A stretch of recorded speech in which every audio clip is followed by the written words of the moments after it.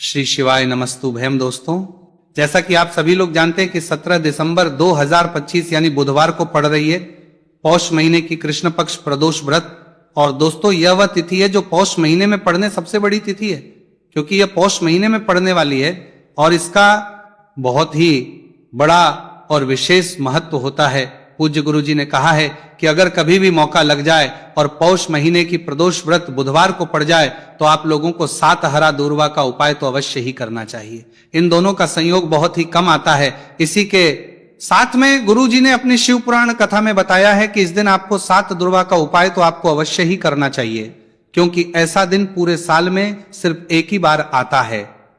और दोस्तों, आप सभी लोग जानते हो कि बुधवार का अगर सबसे बड़ा उपाय है तो वह 7 हरा दूर्वा वाला उपाय है।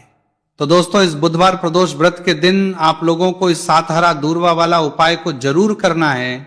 बहुत सारे लोग होंगे जिन लोगों ने इस उपाय को ना किया हो, मतलब पूरा साल निकल गया, उन्होंने किसी भी दिन इस 7 हरा दूर्वा वाला उपाय को ना किया हो। पर दोस्तों, आपके पास एक आखिरी मौका बचा हुआ है जो कि 17 दिसंबर के दिन है। तो इस दिन आप लोगों को इस वाले उपाय को जरूर कर लेना। भले ही आपने पूरे महीने भर इस उपाय को ना किया हो, पर अगर आपने इस पौष महीने के बुधवार प्रदोष व्रत के दिन अगर इस वाले उपाय को कर लिया तो आपको इस उपाय को करने का वह फल मिलेगा जिसकी आपने कभी कल्पना भी नहीं करी होगी। इसीलिए आप लोग इस वाले उपाय को एक बार जरूर कर लेना है, ताकि आप लोगों के हाथ से यह मौका ना जा सके और आपको इस उपाय को करने का फल मिल सके।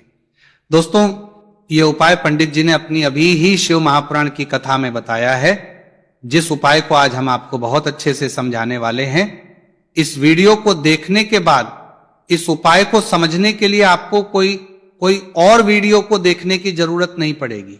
तो चलिए दोस्तों, उपाय को शुरू करते हैं। देखिए, यह है इस पौष महीने के बुधवार प्रदोष व्रत के दिन यह इतना खास होता है, इतना महत्वपूर्ण होता है, देखा गया है।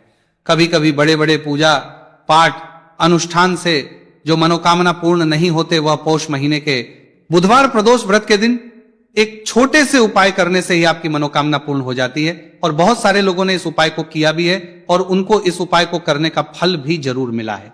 अगर आप लोग भी इस उपाय को करना चाहते हैं तो आप इस उपाय को पहले अच्छे से समझ लेना, सुन लेना, उसके बाद करना। आपको इस उपाय का फल जरूरी, और इस उपाय को कर लेने से आपके घर में चाहे किसी भी प्रकार की दुख और समस्या क्यों ना चल रही हो, आपको उसका कारण भी नहीं पता है कि भाई ये समस्या किस कारण से चल रही है। उसका कुछ भी कारण हो सकता है, जैसे इसे पितृदोष हो सकता है या किसी भी तरह का मंगल दोष भी हो सकता है। तो इस दिन आप लोगों को यह वाला उपाय कर लेना है। यह एक ऐसा उपाय है जिस उपाय को अगर किसी विशेष दिन पर किया जाए तो भाई उस विशेष दिन का जो है वह तो मिलता ही मिलता है।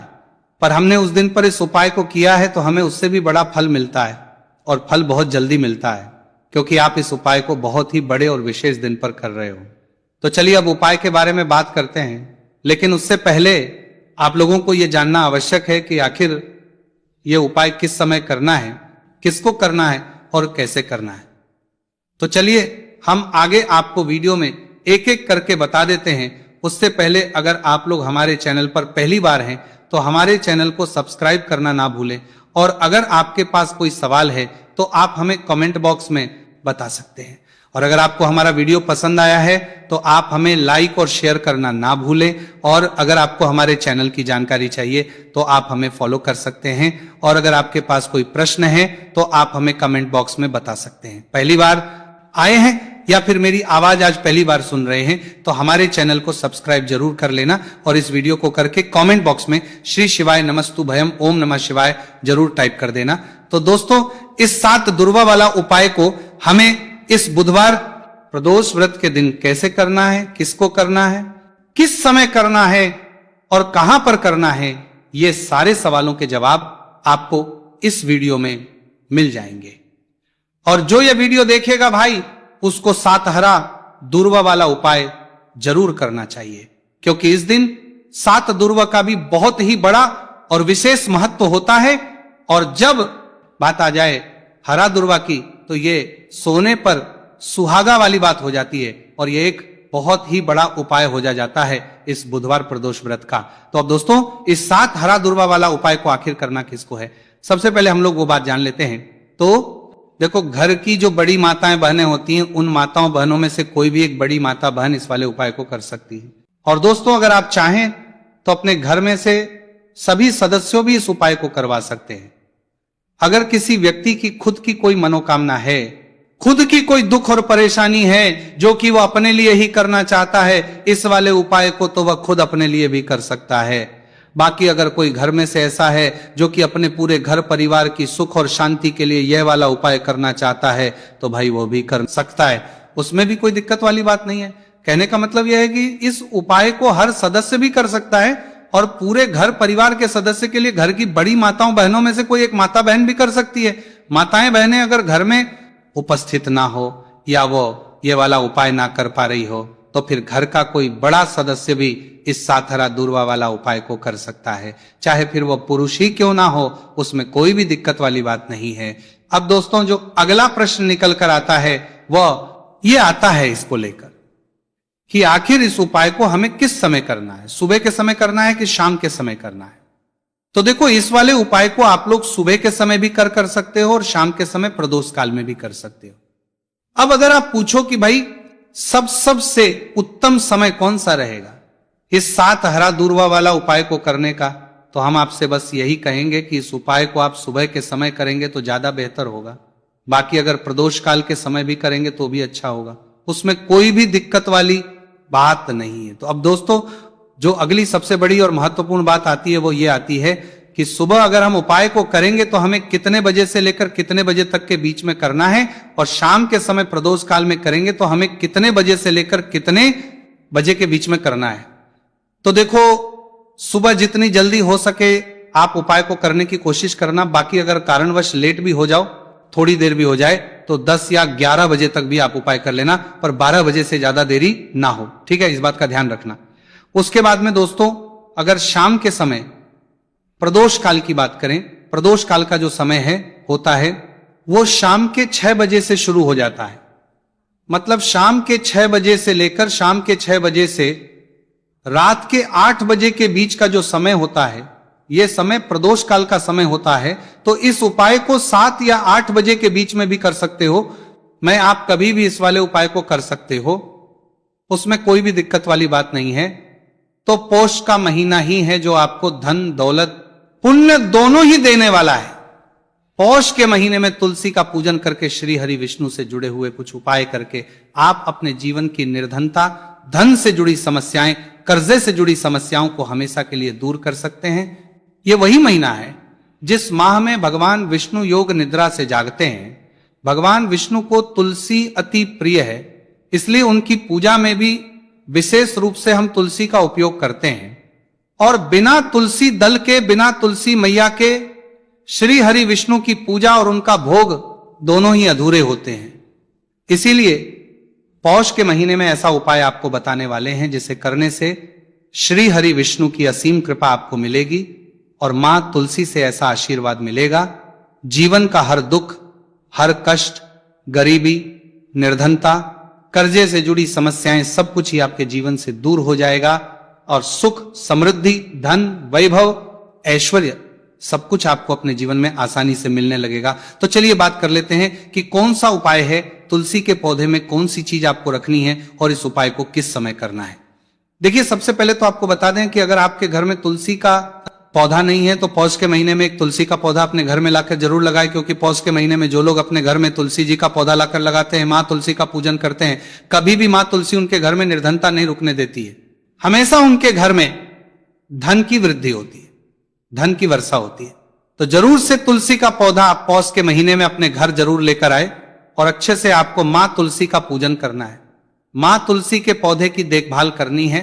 और वो कौन चीज है जो आपको तुलसी के पौधे में पौष के महीने 17 दिसंबर बुधवार प्रदोष व्रत में रखना है, और कैसे यह चीज रखते ही रातों रात आपके जीवन में चमत्कार होगा और आपके भाग्य का भी आपको साथ मिलेगा। तो देखिए इस वीडियो में जितने भी उपाय हम आपको बताएंगे सभी उपाय सरल है।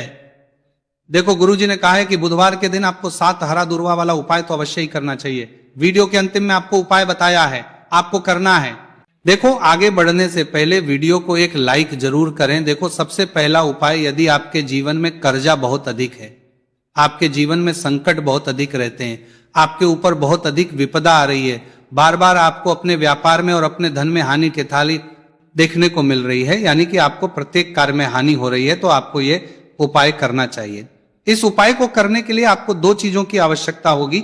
सबसे पहले है, आप जानते हो, जो कि भगवान गणेश जी को समर्पित होती है, तो आपको वह हरा दुर्वा की आवश्यकता होगी, साथ ही में 1 लोटा जल की आवश्यकता होगी। और आप जब भी उपाय को करें, जिस दिन भी आपको करें, तो आपको प्रातः कल सुबह वह करना है। इस बात का विशेष रूप से आपको ध्यान रखना है, ठीक है। तो आपको एक हरा दुर्वा लेनी है। अगर आधा हरा दुर्वा भी मिल जाती है तो भी कोई दिक्कत नहीं है, बस आपको हरा दुर्वा है। अगर ज्यादा ना मिले तो उस स्थान पर एक हरा दुर्वा भी ले सकते हैं। हरा दुर्वा आपको आसानी से कहानी पर भी मिल जाएगी। बस याद रखिएगा, शुद्ध दुर्वा, और मतलब उसे शुद्ध करके ही उपयोग में लीजिएगा, है ना। तो आपको करना क्या है, एक हरा दुर्वा या एक से ज्यादा भी हरा दुर्वा आप लोग ले सकते हैं। तो एक हरा दुर्वा अपनी ले लीजिए, एक हरा दुर्वा के साथ में आप 1 लोटा जल ले लीजिए, और इन दोनों ही चीजों को लेकर शिवाजी के मंदिर पहुंच जाइए। जी के मंदिर पहुंचकर सबसे पहले आप शिवाजी के पास में बैठ जाइए। शिवाजी के पास में बैठने के बाद जो शिवाजी की शिवलिंग होगी, शिवलिंग के ऊपर सबसे पहले आपको यह दुर्भाग्य को समर्पित करना है। दुर्भाग्य को कुछ इस प्रकार से समर्पित करना है कि जो दुर्वा की दांडी का मुख होगा वह जलधारी की तरफ हो, जहां से जल नीचे करता है ना। और जो हरा दुर्वा का मिला हुआ भाग होगा वो अपने आप शिवाजी के पीछे की तरफ हो जाएगा, ठीक है। तो इस प्रकार से ये हरा दुर्वा का, ये दुर्वा आपको भगवान शिवाजी का शिवलिंग के ऊपर समर्पित करनी है। और जो 1 लोटा जल आप अपने साथ लेकर आए हैं, इसी दूर के ऊपर भगवान शिव जी के शिवलिंग के ऊपर एक धारा से आपको समर्पित कर देना है, ठीक है। अब यहां पर देखने बात यह है कि यह उपाय इस व्यक्ति को करना है जिस व्यक्ति की नौकरी नहीं लग रही हो, जो व्यक्ति परीक्षा में पास होना चाहता हो, तो इस व्यक्ति को अपने हाथों से इस उपाय करना है, तभी उपाय कम करेगा, ठीक है। उपाय को करने के बाद आपको 3 महीने उपाय आपको कब तक करना है, जब तक कि आपकी नौकरी ना जाए। जब तक आप इस उपाय को नियम के साथ करो, आपकी नौकरी जरूर लगेगी। अब बात करते हैं दूसरे उपाय के बारे में। तो देखिए, दूसरे उपाय जो है, देखिए, इस उपाय के लिए आपको मात्र 1 लौंग का जोड़ा लेना है, यानी कि 2 फूल वाली लौंग लेनी है। साथ में आपको मात्र थोड़ा सा शहद लेना होगा, और इसी के साथ में आपको तांबे के पात्र अंदर शुद्ध जल लेना होगा। अब देखिए, इन सभी सामग्रियों को लेकर के आपको भगवान शिव के मंदिर में पहुंच जाना है। देखिए, ये उपाय आप सुबह से लेकर शाम तक कर सकते हैं। तो वह सबसे पहले तो आपके पास जो 2 फूल वाली लौंग है, उन्हें आपको शहद के अंदर अच्छे से डुबो है, यानी कि दोनों लौंग पर आपको अच्छे से शहद का लेपन कर देना है। अब आपको जो आपके पास एक लोटा जल है, सबसे पहले तो उसे शिवलिंग पर धीरे धीरे समर्पित करना है, और श्री शिवाय नमस्तुभयम इसका जाप करते हुए समर्पित कर देना है। अब आपके पास जो 2 फूल वाली लौंग है, शहद से उसे आपको शिवलिंग पर अर्पित करना है, और आपको प्रार्थना करनी है कि जीवन में जो रोग की स्थिति है वो समाप्त हो, जीवन के जो संकट और समस्याएं हैं वो सभी समाप्त हो, जीवन से जो कर्ज की समस्या है वो समाप्त हो। इस प्रकार से प्रार्थना करते हुए ये जो 2 फूल वाली लौंग ही शहद संयुक्त इस आपको शिवलिंग पर अर्पित कर देनी है। आपकी जो भी समस्या होगी इस बुधवार के दिन अवश्य ही समाप्त हो जाएगी। तो इस प्रकार से आपको पहला उपाय करना है। अब हम बात कर लेते हैं दूसरे उपाय के बारे में। देखिए, यह उपाय आपके लिए सर्वश्रेष्ठ होने वाला है। देखिए, इस उपाय के लिए आपको चाहिए होंगे 5 हरा मूंग के दाने, और मूंग के दाने कहीं से भी खंडित नहीं होने चाहिए, इस बात का ध्यान रखें। और इसी के साथ मैं आपको एक तांबे के पात्र के अंदर अपने घर से शुद्ध जल 1 लोटा जल ले लेना है। अब दोस्तों, इन सभी सामग्रियों को लेकर के आपको सीधे पहुंच जाना है भगवान शिव के मंदिर में। देखिए, इस उपाय को भी आप सुबह भी कर सकते हैं और शाम के समय में भी कर सकते हैं। देखिए, भगवान शिव के मंदिर में पहुंचने के बाद आपके पास जो 5 हरे मूंग हैं, उनमें से पहला जो हरा मूंग है, आपको शिवलिंग के सामने जो नंदी महाराज होते हैं और उनका जो पैर उठा हुआ होता है, वहां पर आपको पहला हरा मूंग समर्पित करते हैं, और आपको इसका जाप कर लेना है। फिर आपको दूसरा हरा मूंग लेना है, और शिवलिंग पर जो श्री गणेश जी वाला स्थान होता है, वहां पर आपको ये दूसरा हरा मूंग समर्पित कर देना है, यानी कि शिवलिंग के सीधे तरफ आपको ये दूसरा हरा मूंग समर्पित करना है। और फिर आपको ओम गण गणपते नमः या फिर ओम श्री गणेशाय नमः इसका जाप कर लेना है। तीसरा, हरा मूंग का दाना आपको भगवान शिव की सबसे प्रिय पुत्री माता अशोक सुंदरी वाले स्थान पर समर्पित करना। शिव की जो जलाधारी होती है, जहां से जल बह करके आता है, उसी जलाधारी के बीच में जो कहीं कहीं उठी हुई लाइन होती है सांप की आकृति के रूप में, वहीं पर आपको तीसरा हरा मूंग समर्पित करना है और फिर आपको ओम नमः शिवाय इसका जाप कर लेना है। अब दोस्तों चौथा जो हरा मूंग है उसे आपको भगवान कार्तिकेय जी का जो स्थान होता है शिवलिंग पर, वहां पर आपको ये चौथा हरा मूंग का दाना समर्पित कर देना है और आप ओम नमः शिवाय इसका जाप कर लेना है। अब दोस्तों आपके पास जो पांचवा और अंतिम हरा मूंग बचा हुआ है उससे आपको उससे जल के पात्र के अंदर डाल देना है और इस हरे मूंग से युक्त जल से आपको भगवान शिव के शिवलिंग का अभिषेक कर देना है। जल आपको बिल्कुल धीरे धीरे समर्पित करते जाना है और लगातार आपको शिव महापुराण के मूल श्री शिवाय नमस्तुभयम इसका जाप करते रहना है। फिर आपको शिवलिंग के आगे बैठकर, यदि आप अपने बच्चों के लिए यह उपाय कर रहे हैं, यदि आप अपने बच्चों की बुद्धि ज्ञान और विवेक के लिए उपाय कर रहे हैं तो उसके लिए आपको प्रार्थना कर लेनी है, या फिर व्यापार में वृद्धि करने के लिए यह उपाय कर रहे हैं तो उसकी कामना करते हुए आपको प्रार्थना कर लेनी है, या फिर अपनी नौकरी के लिए कर रहे हैं, या फिर अपने इंटरव्यू के लिए, या फिर धन की प्राप्ति के लिए कर रहे हैं, जिस भी कामना के लिए आप उपाय कर रहे हैं उसे परिपूर्ण करने के आपको महादेव से प्रार्थना कर लेनी है और फिर आपको वापस अपने घर आ जाना है। पूज्य गुरु जी ने कहा है कि जो भी व्यक्ति इस उपाय को कर लेता है तो यकीन मानिए आपके जीवन की जो सारे संकट, कष्ट और बाधाएं ही वह सभी समाप्त होंगे। अब हम बात करते हैं अगले उपाय की। इस उपाय के लिए आपको एक दीपक लेना है। दीपक आप मिट्टी का भी ले सकते हैं और शुद्ध आटा मढ़कर उसका दीपक भी आप तैयार कर सकते हैं। अंदर गोलबाती का प्रयोग करना है और दीपक के अंदर आपको शुद्ध घी का प्रयोग करना है। इसी के साथ में आपको मात्र एक फूल वाली लौंग लेनी होगी। अब ये एक दीपक और एक फूल वाली लौंग लेकर के सीधा आपको पहुंचना होगा बरगद के वृक्ष के। वहां पर देखिए सबसे पहले तो आपके पास जो एक फूल वाली लौंग है उससे आपको बरगद के वृक्ष की जड़ में समर्पित करना है। देखिए अगर आपके जीवन में कोई भी बड़ा संकट आने वाला है, कोई बड़ा कष्ट आने वाला, तो वह इस उपाय के माध्यम से दूर होने वाला है। महादेव की विशेष कृपा रहेगी कि जो भी संकट आपके जीवन में आने वाला होगा वह भी दूर हो जाएगा। तो आपको एक लौंग समर्पित करनी है बरगद के वृक्ष की जड़ में और वहीं पर आपको जो है गोल बाती वाला दीपक जो आप लेकर के गए हैं उससे भी वहां पर प्रज्वलित कर देना है, वटकेश्वर महादेव का स्मरण करते हुए। देखिए जब भी आपको जीवन में इस साल लगने लगे कि आपके जीवन में कुछ भी अच्छा नहीं चल रहा है, तब भी आपको इस उपाय करना है। तो इस प्रकार से आपको यह उपाय करना है। अब हम जान लेते हैं चौथे विशेष उपाय के बारे में। देखें, यदि आपके विवाह में, शादी में कोई भी समस्या आ रही है, यदि आपका जो कर्ज है वह दिन पर दिन बढ़ते ही जा रहा है, तो आपको यह चमत्कारी उपाय करना चाहिए। कोई भी समस्या अगर जीवन में है तो उसे दूर करने के लिए आपको इस उपाय करना चाहिए। मंगल दोष से जुड़ी हुई समस्या भी है तब आपको यह उपाय करना चाहिए। देखिए इस उपाय के कर्ज को ले आपको एक तांबे के पात्र के अंदर अपने घर से शुद्ध जल लेना है और इसी के साथ में आपको एक चुटकी लाल चंदन लेना होगा। अब आपको क्या करना है कि जो लाल चंदन आपने लिया है उसे आपको उससे जल के पात्र के अंदर डाल देना है और यह जल जो है आपको लाल चंदन से युक्त तैयार कर लेना है और यह लाल चंदन से युक्त जल आपको भगवान शिव के मंदिर में लेकर के पहुंचना है। लेकिन उपाय भी आप सुबह से लेकर के शाम तक कर सकते हैं।